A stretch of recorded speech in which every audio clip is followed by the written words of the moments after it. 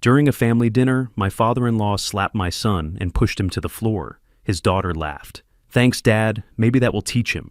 My blood ran cold. I got up and dialed a number. They have no idea who they're dealing with. Before we continue, please subscribe to the channel and let us know where you are listening in the comments. I hadn't seen my son Titus in 3 months when the invitation came. A text from Violet, my daughter-in-law, not from him. Dinner Sunday, 6:30. No warmth, no explanation for the silence. Just a summons. I drove to their house in Ballard that evening with cautious hope, the kind you develop at 67 when life has taught you that reconciliation rarely comes without strings. The Craftsman home on 24th Avenue looked the same, porch light glowing, my grandson's bicycle lying in the grass. I'd bought that bike for his birthday last year, the party I wasn't invited to. Violet answered the door. Her smile was precise, practiced, stopping precisely at her lips. "Winfield, come in." Not Dad Curtis like she used to call me. Just my name, delivered like she was signing for a package. Titus stood in the dining room and my chest tightened. Dark circles shadowed his eyes. His shoulders curved forward like he was bracing for impact. When he saw me, something flickered across his face. Relief, maybe, or warning. He hugged me quickly and I felt how thin he'd become. "Hey, Dad. Thanks for coming." "Wouldn't miss it," I said, though we both knew I'd missed plenty lately, not by choice. Dinner started quietly. Pot roast, roasted vegetables, the dishes I'd given them as a wedding gift 5 years ago. I remembered writing the check for their wedding, $25,000. Violet had hugged me that day, called me generous, said she was lucky to have me as family. That woman seemed like someone I'd imagined. "How's the freelancing going?" I asked Titus, cutting into the meat. He opened his mouth, but Violet spoke first. "Freelancing isn't stable. We've been discussing more reliable options." "I have steady clients," Titus said quietly. "The work's good." "Computer work," Violet said, her tone dismissive.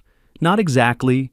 The front door opened without a knock, heavy boots on hardwood. My daughter-in-law's father, Philemon Walters, walked into the dining room wearing work clothes with Walters Construction LLC stitched across the chest. He hadn't been invited to dinner, yet no one seemed surprised by his arrival. "Violet, sweetheart." He kissed her cheek, ignored Titus entirely, then turned to me. "Winfield, still living in that old place on 85th? "Still there," I said evenly. "Must be tough on a government pension." He pulled out a chair without asking, sat down like he owned the table. "I keep telling Titus here he needs to learn real work, construction, hands-on labor, something with value." I watched Titus's jaw tighten. He stared at his plate. "Design is valuable work," I said. Philemon laughed, a harsh bark. "Sitting at a computer playing with pictures? That's not work. That's a hobby." I offered him a real position at my company, but he keeps making excuses. "I have commitments," Titus began. "To what? Playing with graphics?" Philemon leaned back, arms crossed. "Your father probably never achieved much either, living in that shack. Low expectations run in families, I suppose." Violet smiled, actually smiled. I took a sip of water, let the insult settle into the quiet space between my ribs. The glasses were from the wedding gift, too. I'd spent 3 hours picking them out, wanting Titus to have something nice, something that said, I believed in his marriage. At my age, I'd learned that defending yourself against people like Philemon only encourages them. So, I set down my glass carefully and said, "Well, at my age, low expectations have their advantages." Philemon's expression suggested he'd expected anger, not self-deprecation. He shifted in his seat, looked at Violet. The rest of dinner blurred into a montage of small cruelties. Violet mentioned that Titus had been doing free design work for Walters Construction. "Family helps family," she said brightly, as if unpaid labor was a gift. Philemon detailed his business success with numbers that sounded impressive until you considered he was still wearing work clothes to dinner, unable to afford a separation between his life and his company. I noticed things. The way Titus flinched when Violet's voice rose. How he apologized constantly for the temperature of the food, for forgetting to buy the right wine, for having a client call interrupt dinner. The expensive camera I'd given him for his birthday sat in the corner on a shelf, gathering dust. When I asked about it, Violet said, "Hobbies are fine, but they don't pay bills." I excused myself to use the bathroom. Walking through their hallway, I scanned the walls. Photos of Violet's family covered every surface. Her parents, her siblings, nieces, and nephews. Not a single picture of Titus with me. Not one of my grandson with his grandfather. I was erased, archived, removed from the visual history of their family. When I returned, Philemon was lecturing Titus about stepping up and being a man. My son nodded, mumbled agreement, shrank smaller with each word. I remembered teaching Titus to ride a bike. He was 7, skinny-legged and determined. He fell 6 times before he got it right, came back every time with scraped knees and absolute focus. "Again, Dad," he'd say. "Let me try again." That boy wouldn't recognize this man. Dinner ended mercifully around 9:30. As I stood to leave, Titus walked me to my car. Away from the lit windows in the darkness of the driveway, I saw something in his eyes I'd never seen before. Fear. "Dad, he started, then glanced back at the house. Violet stood silhouetted in the doorway, arms crossed. "It's okay, son," I said quietly. But it wasn't okay. And driving home through Seattle's rain-slicked streets, I realized I'd been fooling myself for months. This wasn't a rough patch in their marriage. This was something else entirely. My phone buzzed at a red light. Titus. "Sorry about tonight?" I stared at those 3 words. Sorry. As if he had done something wrong. The Safeway on Greenwood Avenue was running a sale on apples. I stood in the produce section the following Thursday, comparing Honeycrisps to Fuji's, trying to convince myself that normal routines could smooth over the knot in my chest. An older woman needs consistency. Shopping on Thursdays, the same store, the same careful selection of fruit that would last the week. "Winfield," I turned. Sadie Thornton, my neighbor from 3 houses down, pushed a cart toward me. She'd been a court secretary 20 years ago, back when I was still prosecuting cases. We'd crossed paths again when I moved to Greenwood, shared the occasional conversation about property values and Seattle weather. "Sadie, how are you?" Good. Say, was that Titus visiting you last night? I saw his car." I set down the apple I'd been examining. "Last night? Around 8 o'clock. That blue Honda he drives was parked right in front of your place. Sat there for quite a while, actually. 20 minutes, maybe more. I figured you two were having a long chat." 20 minutes. My son had sat outside my house for 20 minutes and never knocked. "He probably got a phone call," I said, keeping my voice light. "You know how it is." Sadie's expression shifted, something concerned flickering across her face. "Is everything all right with him?" He looked, I don't know, troubled. "Just busy with work. Thanks for mentioning it, Sadie." I finished shopping on autopilot, drove home, sat at my kitchen table staring at the old legal pad I kept in the drawer, a habit from 3 decades of building cases. I didn't write anything dramatic, just dates and times. March 9th, dinner at Ballard House. Philemon. Low expectations run in families. Violet. Hobbies don't pay bills. Titus. Multiple apologies, flinching when wife raised voice. March 13th. Titus sat outside my house, never came in. The following 2 weeks crawled past. Titus texted sporadically. "Busy." "Sorry." Later. Each message shorter than the last, like he was rationing words. I invited him to coffee twice. Both times he declined with vague excuses about deadlines and appointments. I didn't push. Pushing would make things worse. On a Tuesday afternoon in early April, my phone rang. Violet, not Titus. "Winfield, it's Violet. I'm calling about dinner." "Hello, Violet. How are you?" She ignored the pleasantry. "We'd like you to come to dinner this Sunday, April 6th, 6 o'clock. "That sounds fine. What's the occasion?" "Dad, Philemon, wants to discuss something important. About Titus's future." I paused, let the silence stretch. Titus's future. Not our future, not family plans. His future, spoken like he was a project to be managed. "I see. Will Titus be there?" "Of course. It's his future we're discussing." Her tone had an edge, like she expected resistance. I gave her the opposite. "Then I'll be there." A beat of surprise. "Oh, good. 6 o'clock sharp." She hung up before I could respond. Sunday came with typical Seattle drizzle. I showered, dressed in khakis and a button-down shirt, checked that my phone was fully charged. Washington is a one-party consent state for recordings, a fact I'd relied on countless times as a prosecutor. Not that I was planning anything specific, just being prepared. I arrived at 6 exactly. Brought a bottle of wine, nothing expensive, the kind of hostess gift that demonstrated courtesy without warmth. Violet accepted it with a nod. No thank you. The dining room felt different this time, colder, despite the same lighting. Philemon was already seated at the head of the table, though it was Titus's house. My son looked worse than he had 3 weeks ago. His hands trembled slightly as he poured water. We sat. No small talk, no "how have you been?" Philemon launched directly into his agenda. Titus, I've been patient, but it's time you stepped up and joined my company full time. I appreciate the offer, Titus began carefully, but I've built a client base. Philemon's hand hit the table. The glasses jumped. Your computer games aren't a career. I'm offering you $2,800 a month, steady income, real work. Titus's voice wavered. That's less than half what I make now. Money isn't everything, Titus. Violet leaned forward. Family is. Dad's offering you stability. But I am stable. I have contracts through. You're a failure! Philemon's voice filled the room. Just like him. He jabbed a finger at me. Look at your father, 67 years old, living in that dump. Is that what you want? I continued eating, chewing methodically. Pot roast again. Not as good as last time. Titus stood abruptly, chair scraping back. I need some air. Excuse me? You sit down. Philemon rose too, looming. We're not finished. I just need a minute. I said sit down! Philemon's hand shot out, grabbed Titus's shoulder. He shoved, hard, sudden. Titus stumbled backward, caught his heel on the chair leg, went down. The sound of him hitting the floor was dull, meaty. Before he could get up, Philemon stepped forward and slapped him across the face.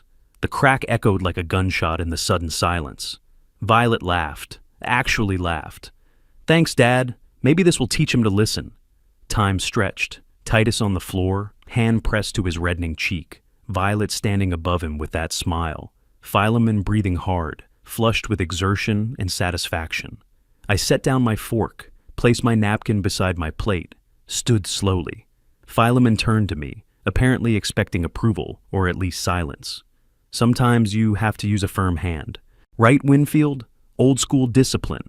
The dining room felt very small, very quiet despite his heavy breathing. Excuse me a moment, I said. My voice was calm. Too calm. I reached for my phone. Philemon turned to me, apparently expecting approval. His face was flushed, chest heaving with exertion and what looked like satisfaction. You understand, right, Winfield? Old school discipline. Sometimes young people need a firm hand to learn respect. I stood slowly, set my fork down beside my plate with care. Excuse me a moment. Good, Philemon said, misreading my calm entirely.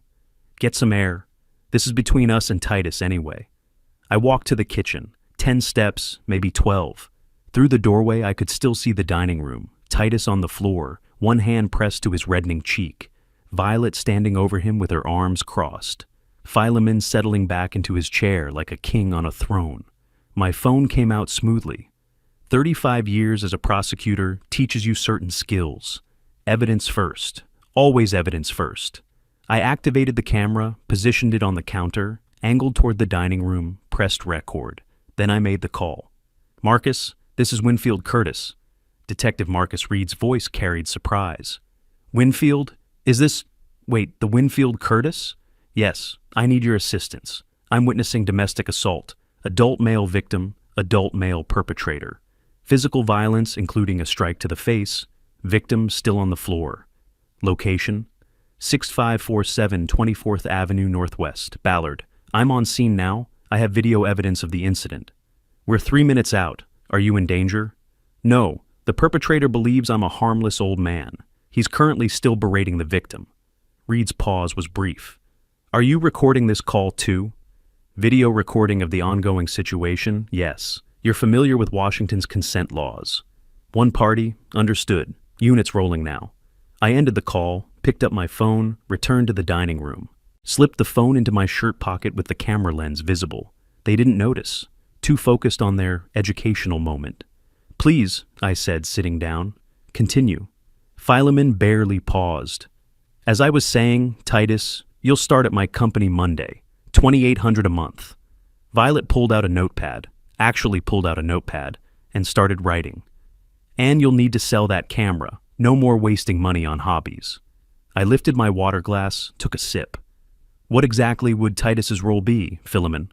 He leaned back, happy to explain. Website design, logos, marketing materials, real work that supports an actual business. Would that be compensated separately from the $2,800? Philemon scoffed. That is the compensation. He gets steady income, I get professional services. Fair trade. Titus spoke from the floor, voice barely above a whisper. That's not fair trade. Those services are worth... You don't get to negotiate. Philemon's fist hit the table. You're in no position to negotiate anything. I glanced at my watch. 6 minutes since the call, the serving platter sat between us, pot roast congealing in its own juices. Violet was still writing her list. Oil 1, sell camera 2, start at Walters Construction. Monday 3, stop wasting time on freelance clients. Like she was planning a grocery trip instead of dismantling her husband's career. Titus looked at me then, really looked at me. Something in his expression shifted, confused by my stillness, my silence. I gave him the smallest nod. Trust me, son? Just trust me. 8 minutes. The doorbell rang. Violet's head snapped up, irritated. Who would come by this late? Ignore it, Philemon said. We're not done here. The doorbell rang again, more insistent. Violet stood with an exasperated sigh. This is ridiculous. She walked to the front door. I heard it open, heard her sharp intake of breath. Good evening, a uniformed officer said. We received a report of a domestic disturbance at this address. What? Violet's voice rose half an octave. There's no disturbance. This is a family matter, private. Detective Marcus Reed stepped into view behind the patrol officer. Even after 6 years, I recognized him. Same sharp eyes, same careful posture of someone who'd seen too much and forgotten none of it. Ma'am, we need to come inside. We have probable cause to enter based on the call we received. You can't just... Violet started.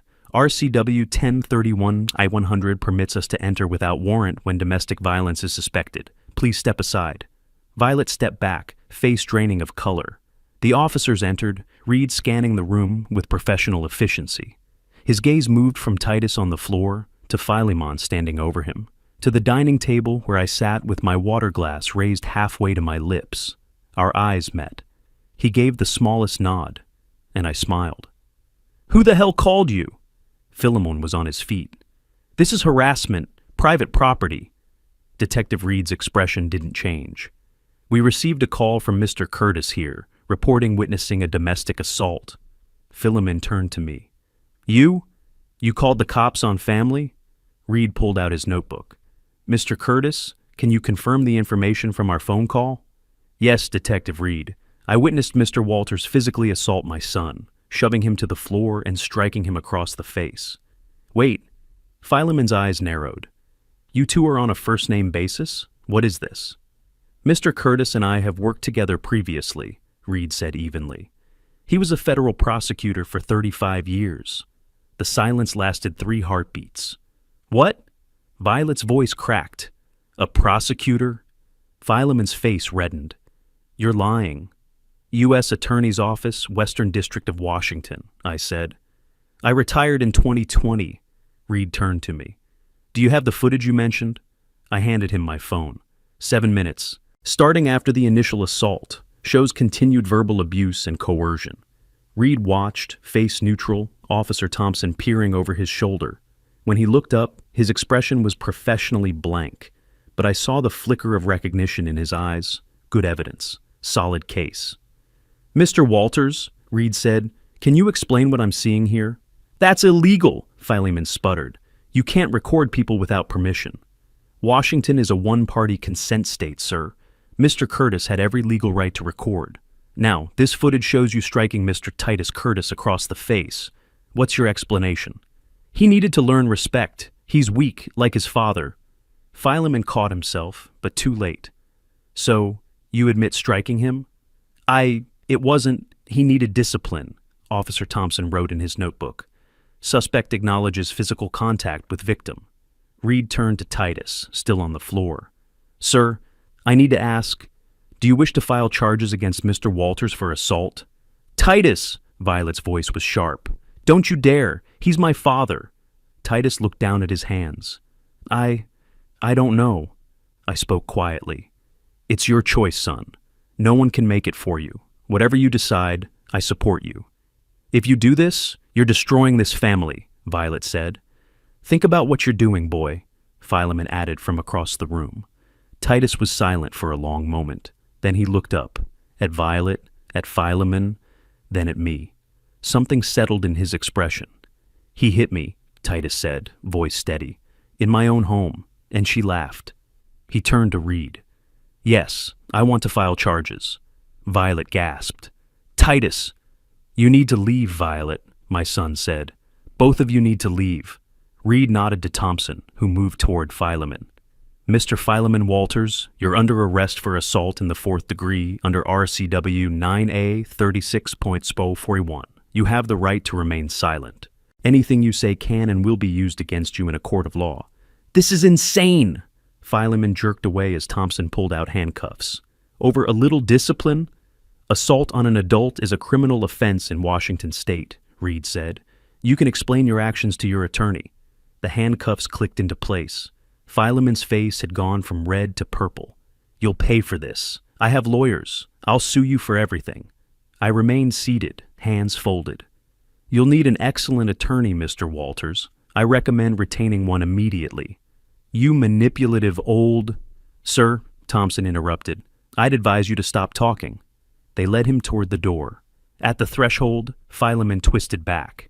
This isn't over, I met his eyes. No, it isn't.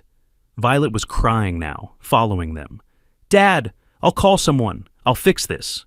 Reed stayed behind, taking photographs, Titus's face, the dining room, Violet's list still sitting on the table, professional documentation, building the case. I'd done the same thing 1,000 times. I'll need statements from both of you, Reed said to us. Can you come to the precinct tomorrow morning? We'll be there, I said. Titus stood slowly, testing his balance. Violet appeared in the doorway, mascara streaked down her cheeks. Where are you going? She demanded as Titus moved toward the stairs. To pack a bag. If you leave with him, don't come back. Titus paused on the bottom step. I think that's best. I followed him upstairs, watched him pull a duffel bag from the closet, methodically folding clothes, his laptop, toiletries, the Canon camera from the corner. He held it for a moment, then carefully wrapped it in a sweatshirt. Violet appeared in the doorway. Her voice had changed from angry to desperate.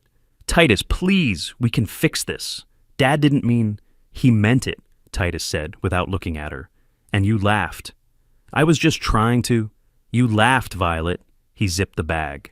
We walked downstairs together, through the living room, past the family photos that didn't include me, out to the driveway where red and blue lights still painted the street. I helped Titus load his bag into my car. Violet stood in the doorway, arms crossed, watching. Behind her, the patrol car sat at the curb, Philemon's silhouette visible in the back seat. Where are we going? Titus asked as I started the engine. Home, I said. My home. You'll stay with me until we figure out next steps.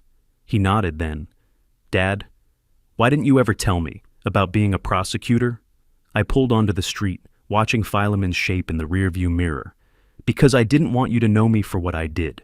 I wanted you to know me for who I am. And who are you? Your father, that's all that matters.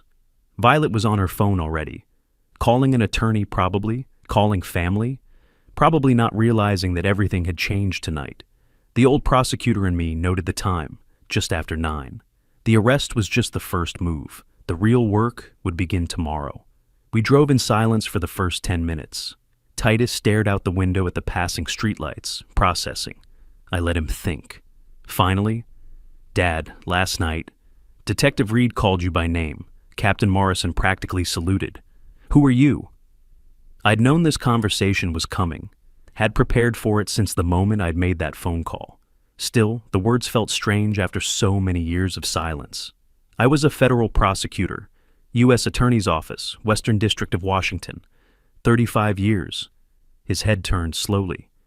You prosecuted federal cases? Organized crime, public corruption, major fraud. The Bellingham drug ring in 2017, that was my case. 17 defendants, all convicted. Why didn't you ever tell me? The question I'd asked myself 1,000 times. Because when I retired, I wanted to be your father. Not Winfield Curtis, who sent people to prison.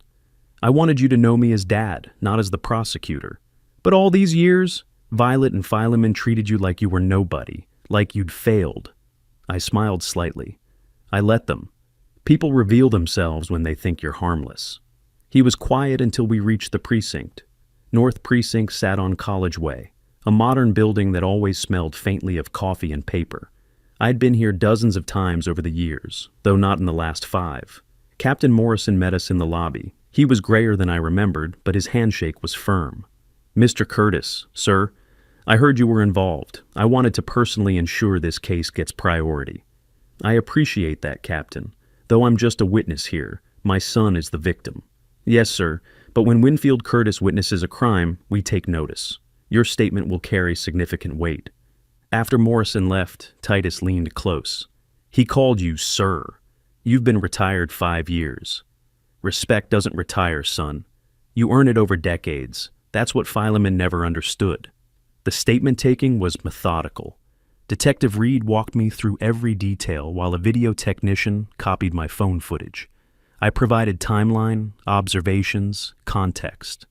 35 years of courtroom testimony had taught me precision. Titus gave his statement separately. When we reconvened, Reed had paperwork. No contact order has been approved. Mr. Walters cannot come within 500 feet of you, contact you directly or through third parties, or communicate via social media. Violation means immediate arrest. Thank you, Titus said quietly. Trial date will be set at preliminary hearing, probably late July. Reed looked at me. The prosecutor assigned is Sarah Chen. Tough. She'll want to meet with both of you for prep. I nodded. Everything was proceeding exactly as it should. We drove home, my home, and I showed Titus the guest room. His bag looked small against the double bed. Dad, what was it like, being a prosecutor? I sat in the reading chair by the window.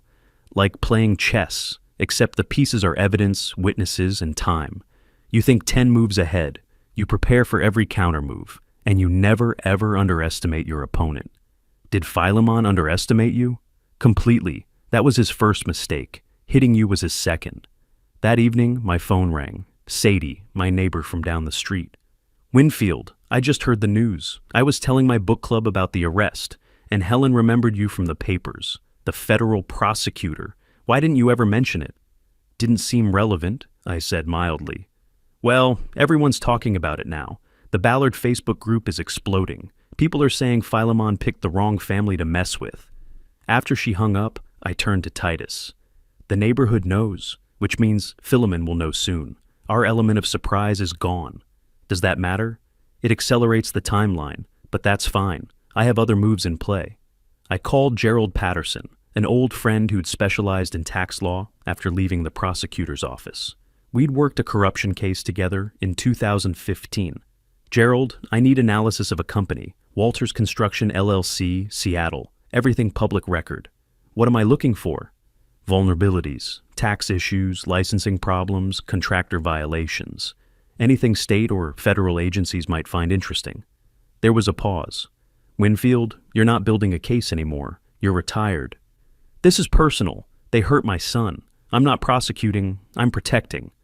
Understood. Give me 2 days. Violet called that evening. Titus answered. Put her on speaker. Titus, we need to talk. Your father has gone crazy. He's destroying everything.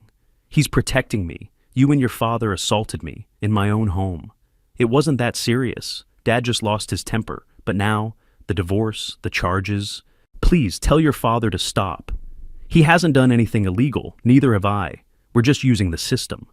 The system? Titus, this will ruin us. Dad could go to jail. Then he shouldn't have hit me, and you shouldn't have laughed. Silence stretched. Then, I didn't mean... Yes, you did. That's what I finally understand. Gerald called back 48 hours later. Found what you needed. IRS debt, $45,000. Equipment loans in default. Multiple L&I violations. Safety issues. Employment documentation problems. It's a house of cards. Can you document it? Already have. Want me to? Concerned citizens should probably inform appropriate authorities. Anonymously. That evening, sitting in my home office with Titus watching, I finalized the reports for IRS and L&I. Every detail documented, every violation noted, anonymous but actionable. Will this work? Titus asked. In 3 to 4 weeks, Fileman will receive letters from federal and state agencies. Audits, investigations, fines. His business will be buried in bureaucracy. And he won't know it was you? He'll suspect, but suspicion isn't proof. I hit send on both reports. Besides, I didn't lie. I didn't falsify anything. I simply informed the appropriate authorities about violations that already existed. Titus nodded slowly. Dad, what was your biggest case? I leaned back, remembering. Organized crime ring, 2016, took 3 years to build. But when we moved, we took down 18 people in 1 day. The defense attorneys couldn't believe how tight the case was. Not a single acquittal. How did you do it? Patience, evidence, and never letting them see me coming. My phone buzzed. Text from Gerald. Found the tax issues. IRS will be very interested. Documents attached. I opened the files. $45,000 in unpaid taxes, equipment loans in default, safety violations, everything I needed. The wheels are in motion now, I told Titus. In a few weeks, Fileman's world starts falling apart, and he won't understand why. 5 weeks passed like a slowly tightening noose. The preliminary hearing came first, mid-May. I didn't attend, my presence wasn't required yet, but Captain Morrison called afterward. Prosecutor won't deal. Your testimony and video make this slam dunk. Walters is going to trial, July 15th. Thank you for letting me know. Winfield, his attorney knows he's in trouble, tried every angle to get a plea. Prosecutor's not budging. I relayed the news to Titus, who was drinking coffee at my kitchen table. He'd been staying with me for over a month now. The space suited him. He'd set up a small office in the spare bedroom, resumed freelance work, stopped apologizing for existing. 3 months until trial, he said. What happens between now and then? We wait and watch. The IRS letter arrived at Walters Construction on June 3rd. I knew because Gerald called that afternoon. Your tip bore fruit. Full audit, 3 years of returns. My source says they're being thorough. How thorough? Every cash payment, every deduction, every contractor. Fileman's accountant apparently told him he's looking at $60,000 in back taxes and penalties. I made a note in my legal pad. Another domino falling. The L&I inspection came a week later. I learned about it from Sadie, who heard it from someone whose cousin worked for the state. 12 violations at one job site, $75,000 in fines. Can you imagine? And they're referring it for criminal investigation. Something about undocumented workers. That's concerning, I said neutrally. Concerning? Winfield, the man is collapsing. His business, the criminal charges, everything. People are saying you planned it. I'm simply a witness in a criminal assault case. She studied me over her teacup. You know, I worked in that courthouse for 20 years. I saw a lot of prosecutors. You were different. You didn't just win cases. You dismantled people. I dismantled their crimes, I corrected gently. There's a difference. Violet lost her job on June 20th. Titus's phone buzzed with the news, a text from her that started with profanity and ended with blame.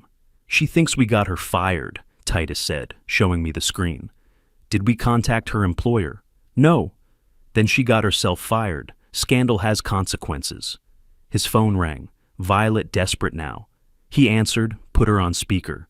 Titus, please. I lost my job. Dad's business is collapsing. We need help. You need help? Where was help when your father hit me? When you laughed? I know I made mistakes, but this is too much. Your father is destroying us. My father is doing nothing illegal. The IRS found tax problems. L&I found safety violations. The court is prosecuting assault. These are consequences. Consequences? My entire life is falling apart. Yes. That's what happens when you support violence against your husband. Actions have consequences. She hung up. Titus looked at his phone for a long moment. Dad, are we going too far? I set down my coffee carefully. What do you think? Should I have done nothing when he hit you? No, but everything happening at once. The IRS is investigating tax fraud he committed. L&I is enforcing safety laws he violated. Her employer made their own decision. I didn't fabricate anything. I simply ensured proper authorities knew about existing violations. But you knew this would happen. Yes. That's the difference between revenge and justice.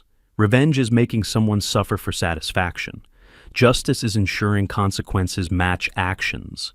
Philemon built a house of lies, financially, legally, ethically. I didn't knock it down, I just stopped holding it up. He was quiet for a long time. Then, I don't feel guilty anymore. Is that wrong? No, son, that's growth. The call from Brennan's office came on a Friday afternoon in mid-June. A paralegal, professional, and detached. Mr. Curtis? Attorney Brennan wanted you to know Mr. Walters has rejected our final plea recommendation. He insists on going to trial. I thanked her and hung up. Titus looked at me questioningly. He's going to trial? July 15th. Full jury trial. That's good for us, right? The video is clear. It's excellent for prosecution, terrible for him. Brennan knows it. That's why he wanted him to plead. Then why didn't Philemon take the deal? I thought about the man I'd observed at that dinner, the arrogance, the need to dominate, the inability to admit error, because he still thinks he can win. He still doesn't understand that he's not fighting me. He's fighting the evidence, the law, and his own actions. Titus was quiet for a moment. Then, Dad, what happens when someone like Philemon finally realizes they've lost? They get desperate. And desperate people make mistakes. My phone buzzed. Text from Captain Morrison. Prosecutor wants to meet with you next week. Trial prep. Building strong case. I replied, I'll be there. Outside, the summer evening was settling over Seattle. Somewhere across town, Philemon Walters was probably rage-calling his attorney, demanding strategies that didn't exist. Violet was probably calculating how little she could survive on. And I was sitting with my son, watching the sunset, knowing that justice, slow and methodical, was coming. The motion hearing came on a Tuesday morning in late June. King County Superior Court, 3rd floor, Judge Patricia Hammond presiding. I sat in the gallery while David Brennan, Philemon's attorney, argued that my video recording violated privacy expectations. Your Honor, the recording was made without my client's knowledge in a private home. This violates reasonable expectation of privacy. Judge Hammond reviewed her notes. Counselor, Washington is a one-party consent state under RCW 973.030. Mr. Curtis was a participant in the conversation. He had every legal right to record. Motion denied. Philemon leaned toward Brennan, whispering harshly. I caught fragments. What do you mean denied? Do something. Appeal it. Brennan's response was patient but firm. Sir, the law is clear. We discussed this possibility. There's no basis for appeal. We need to prepare for trial. Outside the courthouse, I called Titus. Video stands. Trial proceeds as scheduled. That's good, right? It's essential. Without video, case relies on testimony alone. With it, undeniable. A week later, Philemon's private investigator, the one he'd hired at significant expense, delivered his final report. I learned about it through Captain Morrison, who heard it through department contacts. The PI had found nothing. 35 years of federal prosecution, spotless. No ethics violations, no financial irregularities, no personal scandals. The PI had quit when Philemon couldn't afford the additional retainer. He spent $2,000 to learn what everyone already knew, Morrison told me over coffee. You're clean. I know, but desperate people look for miracles. Violet's social media campaign peaked in late June. Tearful videos about her destroyed family, posts calling me a vindictive man with connections, accusations of using the system for revenge. For a few days, the posts gained traction, shares, sympathetic comments from people who didn't know the full story. Then the community responded. Screenshots of the police report appeared in comment sections. People who'd hired Philemon's company shared stories of aggressive behavior and shoddy work. Someone posted, "Your father hit someone and you laughed. This isn't about vindictive prosecution. This is about assault." Within a week, Violet deleted the posts. But screenshots live forever. The divorce hearing came July 8th, a week before the criminal trial. I accompanied Titus for moral support, but stayed outside the courtroom. Michael Hartley, the attorney I'd helped Titus retain, was confident. Afterwards, Titus found me in the hallway. His face carried the first genuine relief I'd seen in months. We won everything. The house stays with me, no alimony, no emotional distress payment. Hartley's good at his job. Dad, he had documentation for everything. Bank statements showing I paid all the bills for 2 years. That loan you gave me for the down payment, he had it notarized with your affidavit. Violet's lawyer had nothing to counter with. Evidence matters, I said simply. That evening, Sadie called with the neighborhood gossip. Violet had moved to a cheap apartment in Renton. Philemon's business had officially filed Chapter 7 bankruptcy. The IRS was proceeding with its audit. L&I fines remained unpaid, growing with interest. People are saying you planned all of it, Sadie said, every detail from the beginning. I documented a crime and reported it to authorities. Everything else is consequence of Philemon's own choices. Still, it's like watching dominoes fall, one after another. The Friday before trial, I met with the prosecutor one final time. She was young, maybe 35, with sharp eyes and a methodical mind. Mr. Curtis, I've been reviewing your testimony. It's going to be powerful. Former federal prosecutor, eyewitness, video evidence. Defense has nothing. Don't underestimate Brennan. Desperate attorneys can be creative. Noted, but honestly, this is one of the cleanest assault cases I've handled. Your preparation made it that way. I nodded. Preparation. That's what 35 years had taught me. Criminal trials weren't won in the courtroom. They were won in evidence collection, witness credibility, documentation. Everything I'd done since that dinner had been preparation. Driving home, I called Titus. You ready for Monday? Nervous, but ready. Good. Remember, truth is our advantage. They have to spin, deflect, confuse. We just have to tell what happened. Dad? What if jury doesn't believe us? I watched the Seattle skyline pass by, summer evening light catching the buildings. Then the justice system failed, but I don't think it will. I've seen hundreds of trials. This isn't a close call. This is a clear case with clear evidence. And after, when he's convicted, then consequences continue.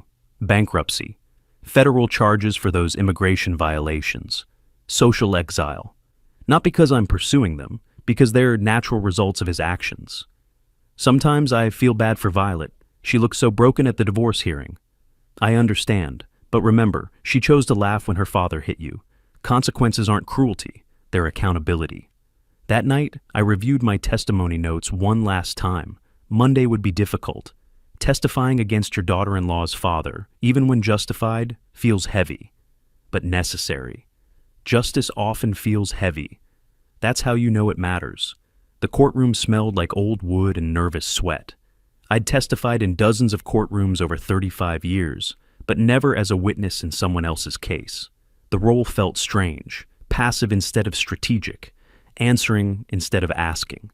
Judge Robert Chen was methodical, late 50s, reputation for fairness and impatience with theatrics. Good draw for our side. Opening statements set the tone. The prosecutor was clinical. Simple case, defendant physically assaulted victim in victim's own home. 2 witnesses, video evidence, physical injuries documented. Evidence will prove guilt beyond reasonable doubt. She played the video. Even compressed to 1 minute, it was devastating. The shove, Titus falling, the sharp crack of the slap. Several jurors flinched. Brennan's opening was what you'd expect from a lawyer with a bad hand.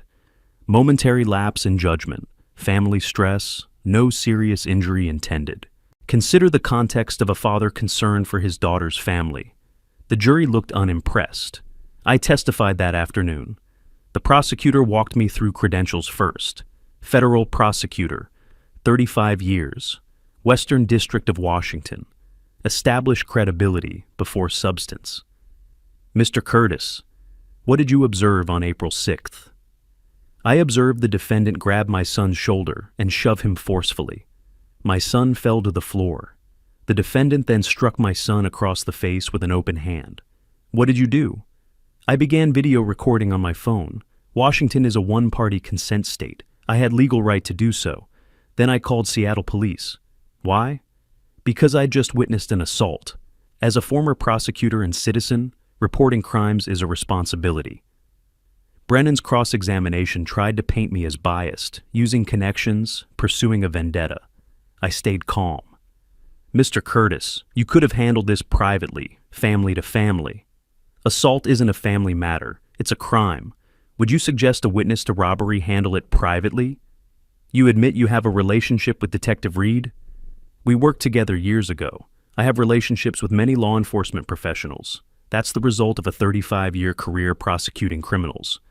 Brennan realized he was making me look better, not worse. No further questions. Titus testified the next day. His voice was steady but emotional as he described the assault, the humiliation, his wife's laughter. That's when I knew everything had changed. Under cross-examination, Brennan asked why he hadn't defended himself. He was bigger, aggressive, and I was shocked someone would do that in my own home. Several jurors took notes. I could read their faces, sympathy, understanding, disgust at what they had witnessed on video. The defense case was brief. Fileman testified against Brennan's advice. I watched him try to justify, explain, minimize. Under the prosecutor's cross-examination, he crumbled. You admit you struck Mr. Curtis? Yes, but it wasn't like they're making it sound. So you struck an adult man to get his attention in his own home? Someone had to teach him to be a man. Teach him through violence? Sometimes that's what it takes. Two jurors shook their heads. One woman in the front row looked horrified. Closing arguments came the next morning. The prosecutor was devastating in her simplicity. Video shows assault. Two credible witnesses confirm it. Defendant admits it, but claims justification. There is no justification for assaulting an adult in their home. Guilty verdict is the only appropriate outcome. The jury deliberated 3 hours. When they returned, the foreman's voice was steady. We find the defendant guilty of assault in the 4th degree. Fileman went white, then red. He started to stand. The bailiff's hand on his shoulder kept him seated. Violet was crying in the gallery. I sat in the back, expressionless. Titus exhaled for the first time in days. The sentencing hearing came 5 days later. Judge Chen reviewed the pre-sentence report, victim impact statement, video evidence. Mr. Walters, this was not a momentary lapse. This was deliberate assault on an adult in his own home. You showed no remorse in your testimony. In fact, you attempted to justify it. Sentence is as follows: 90 days King County Jail, 2 years supervised probation, 52 weeks anger management counseling, $5,000 restitution to the victim, $2,850 court costs. Bailiff, remand the defendant.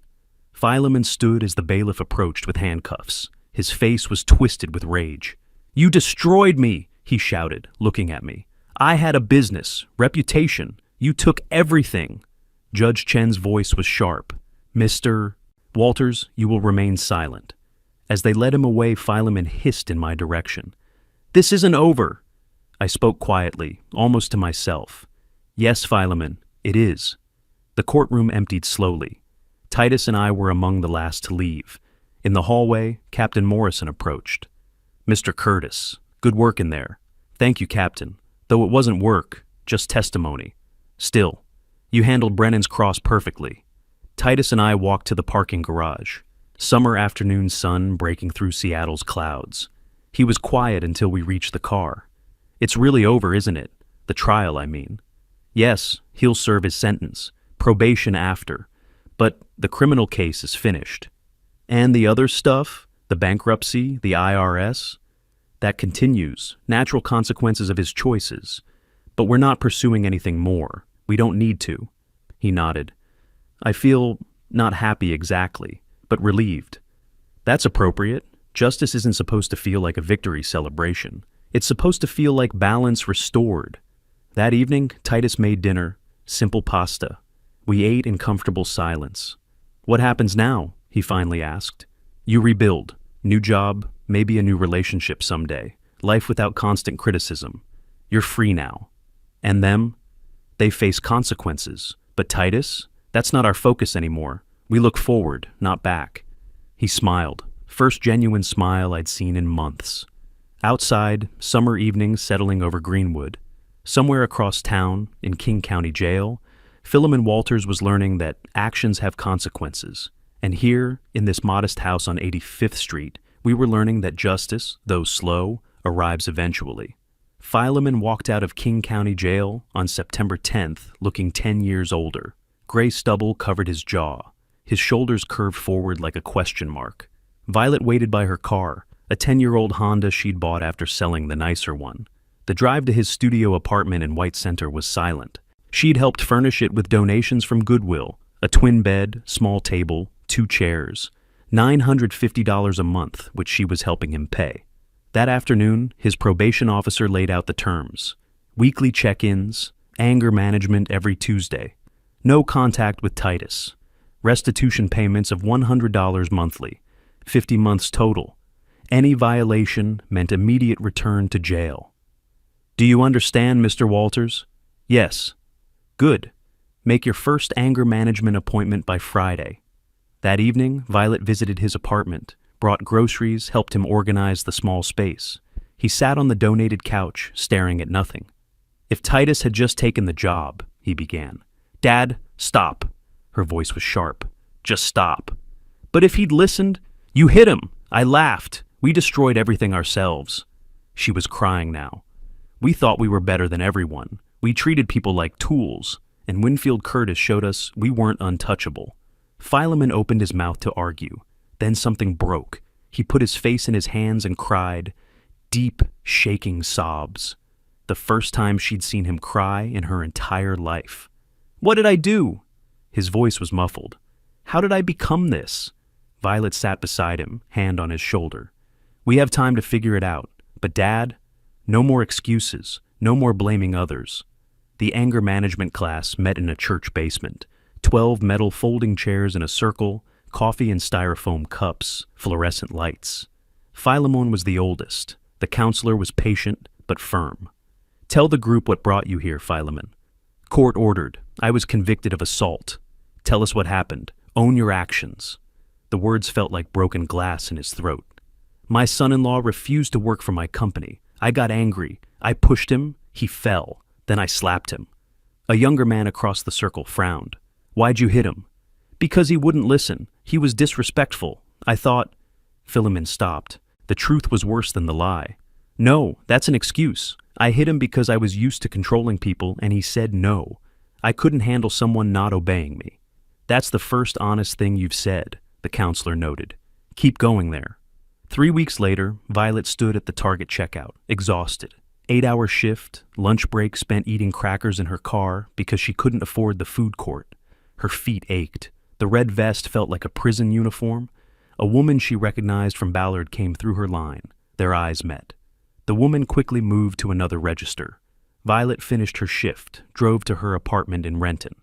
$1,100 a month for 500 square feet. She'd sent her father $200 that morning, half his rent. Her bank account showed $43 until next payday. She microwaved ramen for dinner, ate alone while scrolling through Facebook. Someone had tagged her in an old post about the assault. New comments. That woman whose father... She laughed when he hit her husband. Karma's real. She closed the app, sat in silence, finally whispered to the empty room, "What did we do?" On September 20th, she dialed Winfield's number. Her hands shook so badly she had to try twice. "Hello? Mr. Curtis, it's Violet. I know I have no right, but could I please speak with you in person?" Long pause. She held her breath. "Please, I need to apologize. I understand if you refuse. Tomorrow, 2 o'clock, my house on 85th Street. Thank you so much. I'll be there." "Violet? This doesn't change anything legally or socially. This is just a conversation." "I know. I'm not asking for more, just to be heard." She arrived at 1:55, sat in her car for 3 minutes, gathering courage, walked to the door in her Target clothes, the only clean outfit she had, rang the bell. Winfield opened the door, didn't smile, but stepped aside. "Come in." The living room looked exactly as she remembered. She sat on the edge of the couch, hands clasped. Long silence. "I don't know where to start," she finally said. "Start with truth." The words came tumbling out. "I was cruel to Titus, for months, maybe years. I criticized everything, his income, his career, his confidence. I let my father control our marriage, and when Dad hit him, I laughed. I actually laughed at my husband being assaulted. Winfield listened, face neutral. I told myself I was supporting my father, family loyalty. But it wasn't loyalty, it was cowardice. I was too weak to stand up to Dad, so I joined him in tearing Titus down. She was crying now. I'm so sorry. I'm so deeply sorry. I lost everything. My marriage, my job, my home, my friends, and I deserved to lose it. I hurt someone I promised to love. I enabled violence. I was complicit. You were more than complicit, Winfield said quietly. You encouraged it. You created an environment where your father felt entitled to assault someone. She nodded, crying harder. I know. I don't expect forgiveness. I just needed you to hear that I finally understand what I did. And your father? Does he understand? He's beginning to. Jail changed him. Anger management is changing him. He's writing an apology to Titus through his lawyer. It's genuine, or at least I think it is. What do you want from me, Violet? Nothing. I want nothing. I just needed to say these words, to acknowledge what I did. That's all. Winfield studied her for a long moment. I never wanted to destroy you. I wanted justice. My son was suffering, being controlled, diminished, assaulted. I couldn't stand by. I understand. You protected him, like a father should. The consequences you're experiencing, lost job, divorce, poverty, isolation, those aren't my doing. They're natural results of your choices. I know, I'm not blaming you. You didn't make me lose my friends. My behavior did that. I appreciate you saying that, and I appreciate this apology. It takes courage to admit fault. Does Titus know I'm here? Yes, I told him you wanted to speak with me. What did he say? He said if you're genuinely apologizing, he's glad you're finding accountability, but he's not ready to see you. She nodded, fresh tears falling. I understand. That's fair. Winfield leaned forward slightly. Violet, I'll tell you something. Doors to change are always open, not for reconciliation necessarily. That's Titus's choice. But for your own growth. If you genuinely change, learn to respect others, build a better life, that's possible. But it's your work, not mine to forgive. Thank you for even saying that much. Everyone deserves a chance to change, but change is proven through actions over time, not words in a moment. After she left, I sat in my living room for a long time. The afternoon sun slanted through windows, dust motes drifting in light. She'd apologized, genuinely I thought, without excuses or justifications. But acknowledgement didn't erase actions. Apology didn't restore what she'd destroyed. It was a starting point perhaps, but only she could walk the path forward. Titus called that evening. How did it go? She apologized, took responsibility, said she understood consequences were deserved. Do you believe her? I considered. I believe she's beginning to understand. Whether that leads to genuine change, time will tell. But it's not our responsibility anymore. Did you forgive her? I acknowledged her apology. But forgiveness? That's complex. She didn't wrong me directly, she wronged you. If anyone forgives, it should be you, and you're not required to. I'm not ready. That's valid. Maybe you never will be. Maybe someday you'll be willing to have a civil relationship if she demonstrates sustained change. But that's years away, if ever. Thanks, Dad, for everything. Always, son. Later, I received an email from Philemon's attorney, attached, a formal letter of apology. I opened it. Dear Mr. Titus Curtis, I am writing through my attorney as required by probation terms, but these words are mine. I assaulted you. I struck you in your own home because you refused to submit to my demands. There is no justification. It was not discipline or family correction. It was abuse.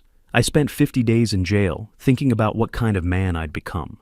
Someone who demanded respect but never earned it. Someone who controlled through fear rather than led through example. I don't ask forgiveness. I don't expect reconciliation. I simply want you to know I was wrong, completely inexcusably wrong. I hope you're building a good life. You deserve better than what I showed you. Philemon Walters. I forwarded it to Titus without comment. He could decide what, if anything, it meant. Outside, September evening was settling over Seattle. Somewhere across town, Violet was probably eating cheap dinner in a lonely apartment. Philemon was attending his anger management class, confronting his failures. And here, in this modest house, my son was safe. Justice had been served, not through revenge, but through truth, evidence, and accountability. That night, I slept better than I had in months. Days later, Titus sat at my kitchen table reading Philemon's letter for the 5th time. "I don't know if he means it," he said finally. "What do you think?"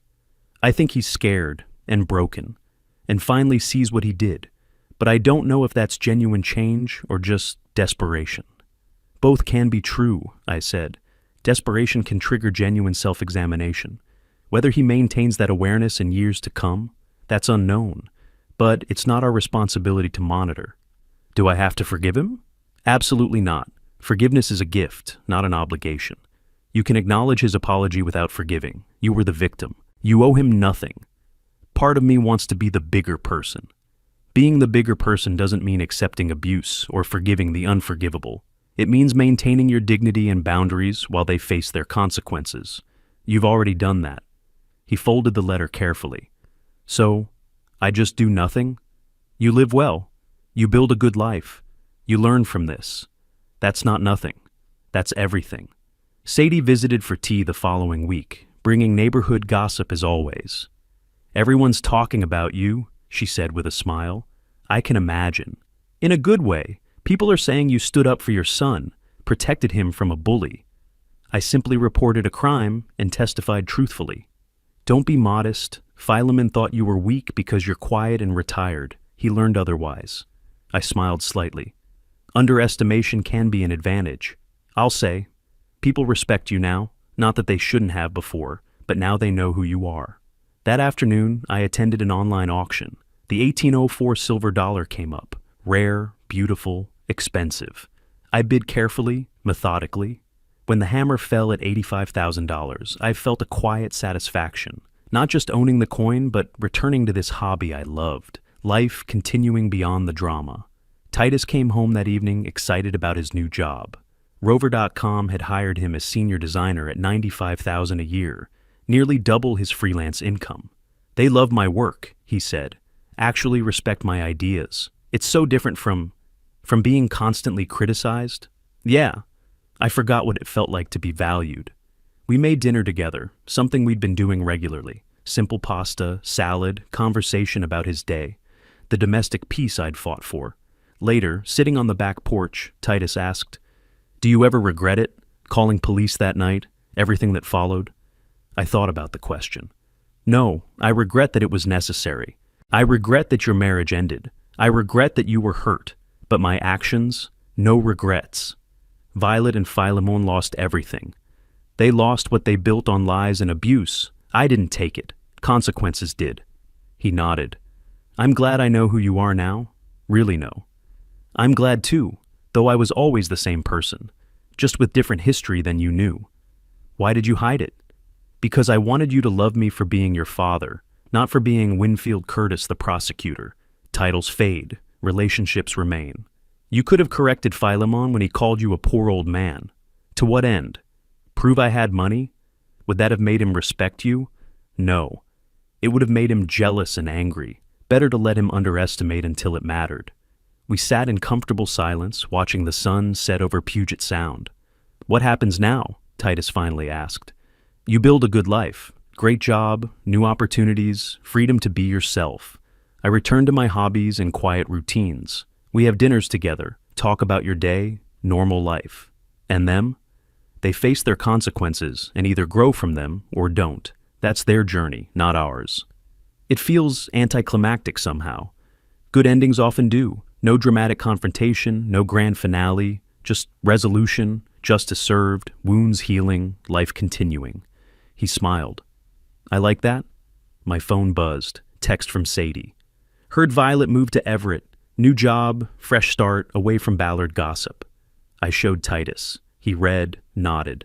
"I hope she figures things out." "So do I. Genuinely." "Really?" "Really. I never wanted to destroy her. I wanted you protected. Those aren't the same thing." Weeks became routine. Titus's job became a career. My coin collection grew. Captain Morrison and I had coffee monthly, swapping old prosecutor stories. Sadie visited regularly with neighborhood updates. The modest house on 85th Street remained unchanged. Same furniture, same routines, same quiet dignity. Except now, people knew there was depth beneath the surface. Someone once asked me the difference between justice and revenge. Revenge is about inflicting pain for satisfaction. Justice is about appropriate consequences for actions. I didn't destroy Philemon's business. His own violations did that. I didn't isolate Violet socially. Her participation in assault did that. I simply ensured truth was known. I'd protected my son. Use knowledge and experience ethically. Let the system work as designed. Asked for no more than appropriate accountability. Late September evening, Titus and I sat on my back porch. The sun was setting, painting the sky orange and pink. "You know what's funny?" Titus said. "That whole time, Philemon thought you had nothing. No power, no resources, no connections. He measured worth in display. I measured it in security and peace. And he never saw you coming. That was the point. People reveal themselves when they think you're harmless. He showed me exactly who he was. Then I showed him exactly who I was." We watched the light fade over the city. Somewhere out there, Philemon was attending his anger management class. Violet was starting over in a new town, both on long roads to wherever they'd end up. And here, in this quiet house, we had exactly what I'd fought for: peace, safety, dignity, and each other. For a man who'd spent 35 years prosecuting criminals, that final case, defending my own son, was perhaps the most important. And the verdict was clear: justice, not revenge. Consequences, not cruelty. Dignity, not domination. On a quiet Seattle evening, with my son beside me and sunset painting the sky, I finally felt what I'd worked for all those months: peace. If you like this story, please like this video, subscribe to the channel, and share your impressions of this story in the comments. To listen to the next story, click on the box on the left. Thank you for watching.